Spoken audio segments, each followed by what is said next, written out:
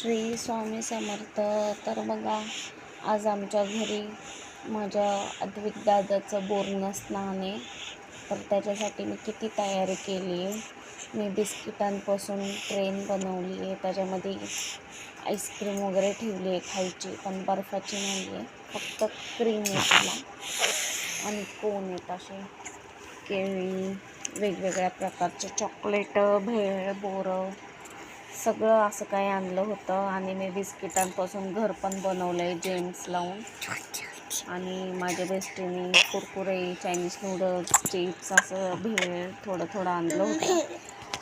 आणि बघा, सोसायटीचे सगळे लहान लहान चिल्लर पार्टी आली होती आज आमच्या इथं बोरनं स्नानसाठी. आणि आमच्या आजी, आम्ही सगळ्यांनी दादाला ओवाळून घेतलं, खूप एन्जॉय केला.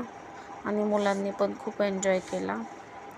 आणि दादा अजिबात रडला नाही. दादाला वाटत होतं त्याचा बड्डे म्हणून. बघा कसा टाळ्या वगैरे वाजवत होता. आणि माझी पिल्लू तर बघा, तिला तर खूप तयार व्हायची हौस आहे. कशी नवीन नवरीवाणी मी तिला खूप छान तयार केली. बघा किती छान दिसत होती ती. आणि हे हलव्याचे दागिने मी त्यांच्यासाठी घरच्या घरीच बनवले होते. मला पण बनवायची खूप आवड आहे आणि त्यांना पण घालायची खूप आवड आहे. तर दादाला अजून काही घातलं नव्हतं, कारण दादा वडावडी करत होता. नंतर लास्टला घालून घेतलं आणि ते बसत नव्हतं नीट, म्हणून त्याला डबल टेपने चिटकवून घेतलं होतं. बघा, आम्ही बिना नॉटचं बांधलं होतं, चिटकवून टाकलं होतं. आणि हे गळ्यातलं पण मीच बनवलं आहे आणि मुकुट पण मीच बनवलं आहे घरच्या घरी. आणि पिवळा कुर्ता घातला, कारण दादा सगळ्यात वेगळा दिसला पाहिजे म्हणून मी त्याला ब्लॅक कुर्ता घातला नाही.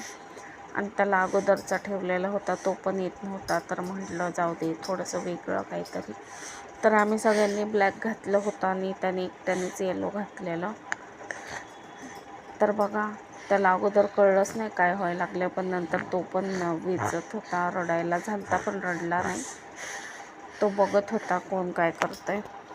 आणि असे सगळ्यांनी चॉकलेट वगैरे सगळं वेचलं आणि मस्त खाऊन पिऊन आपल्या घरी गेले. चला तर मग बाय. माझा व्हिडिओ कसा वाटला तो नक्की सांगा.